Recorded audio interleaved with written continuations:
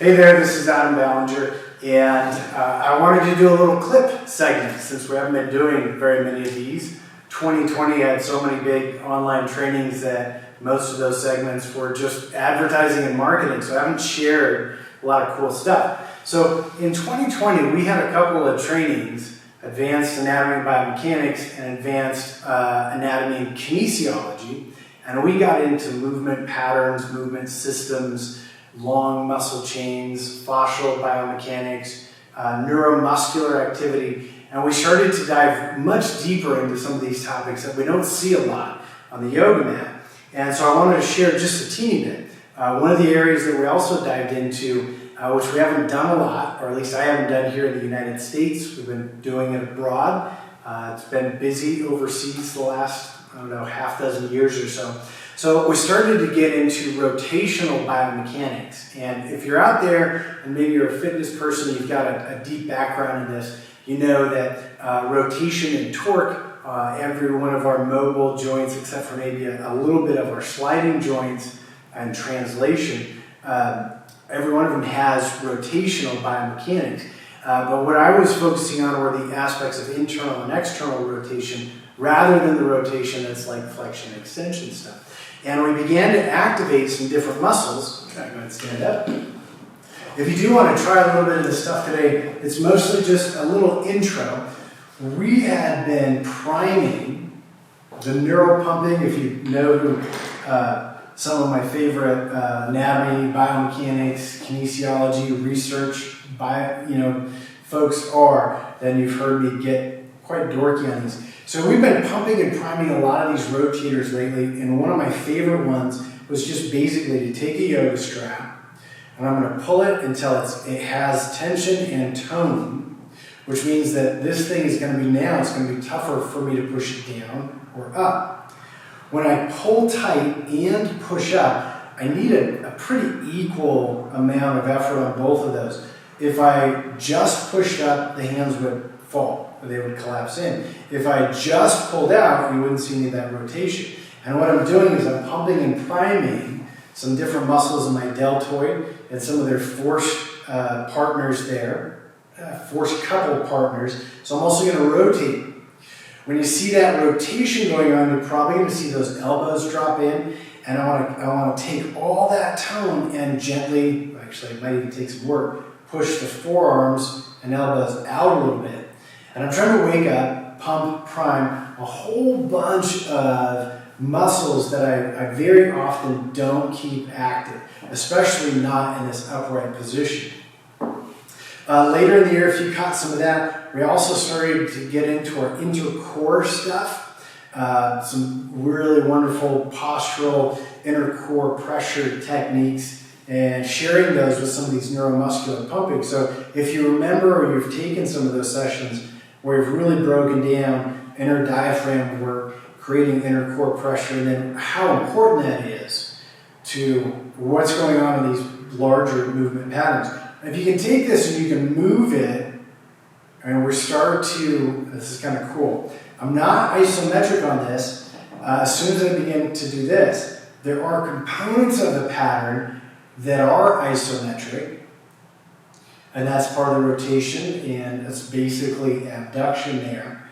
And so I am getting a little bit more what we call radiation, which is the nerves that are getting a bunch of work here are going to spread, and they're going to share that message with more of the muscles in the pattern. And the pattern that I'm working is basically that pattern with some arm movement. So you can always back up the video and check that out. Now, one of the big problems and challenges for somebody in those patterns is if we have something like overtone, too much tone in an antagonist muscle group, or something like a trigger point. There's kind of debates on, is there a spasm, is there a trigger point, is it tightness in the fascia? There's a lot of different arguments on that. So one that we're adding onto this, and we're also going to be mixing techniques again. Some of you have done this one with me. It's a wonderful shoulder stretch and activator, a lot of stuff. So I'm basically going to hold this just past the elbow, and I'm going to hold my hand in here so I can get a grip on it. Okay? From here, I'm going to reach under with the opposite hand, and now I can apply some leverage. As I pull under with this, it's going to make that upper arm bone rotate. Now, the plane that I put the arm in will make a difference for the effect on the shoulder. So I'm going to take it out a little bit wide here. It's not quite straight ahead, it's not directly out. I'm trying to get in and release some of the work, subscap, that's going to make it tough to get some of that activation, irradiation, and pattern work that I did with the strap. So I'm going to take this and I'm going to go to what feels like a fairly comfortable end range. Right now I feel like it's a little stiff and it's a little tight. I'm going to take my arm and I'm going to be pushing. And I want to make sure I push in two directions. One is the hand forward and the other is the forearm and the elbow back. Now, you might say that's the same direction of rotation.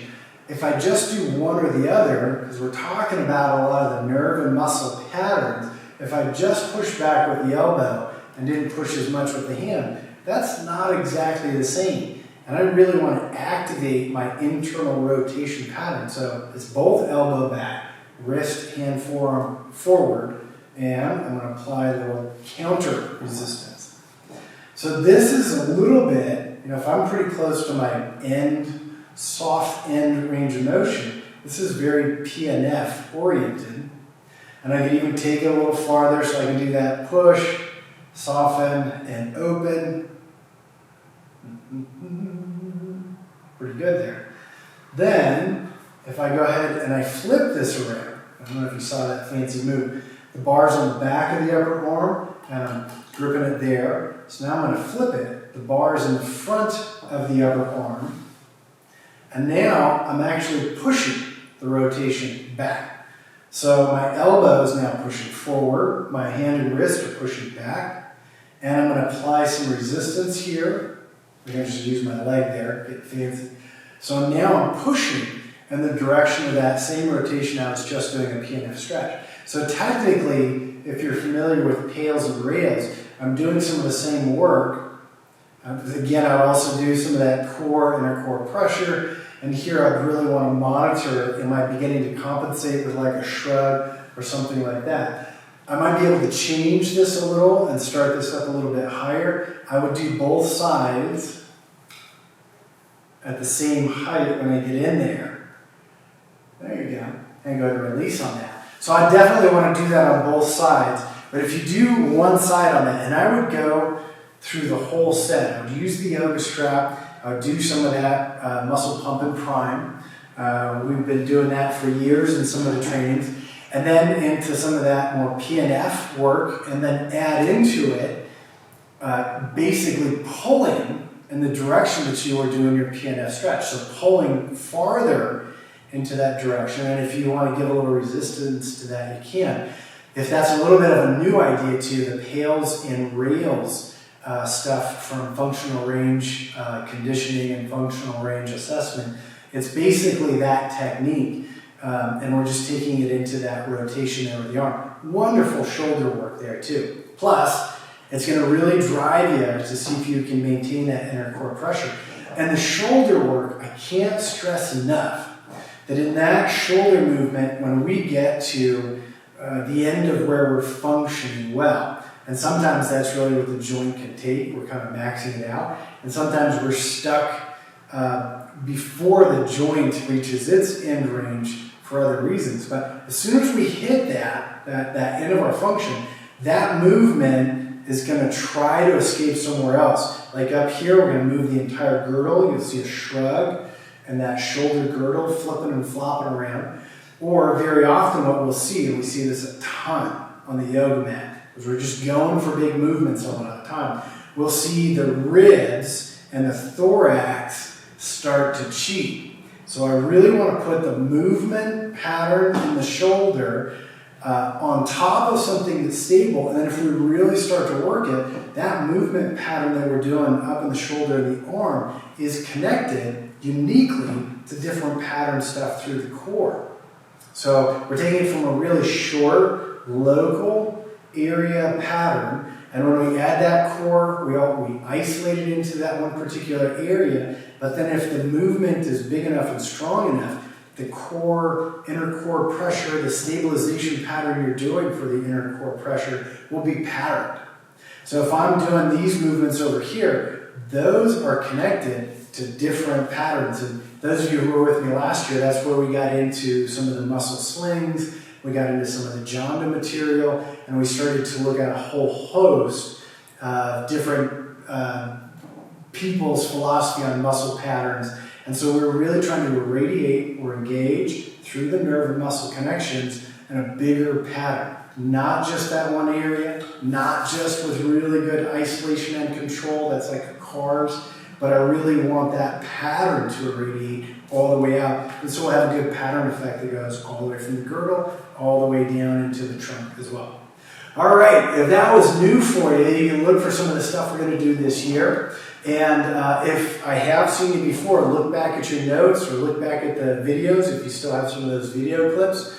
Other than that, I hope I see you in some of the master classes, public classes, even just your comments would be fantastic. I'd love to hear from you. And then we'll start putting some of the mid and end of this year's training programs out really, really soon. The beginning of the year is mostly stuff going abroad, so if you're sharp on your Italian or your German, you might be able to catch some of those. We'll be doing a little bit in Spanish as well, working through some of my friends down in South America. But if you're strictly English, then we've got stuff for you. It's coming up. The first one is going to be the Anusara Yoga teacher training, starting at the end of February, and that last week in February we'll start that. So that'll be pretty much in that immersion. Develop your own personal practice, develop your movement technique, meditation, mindfulness, and then it will be specialized modules later in the year where you'll see some of this stuff even more. All right, even if you're not doing the yoga stuff, stay in touch.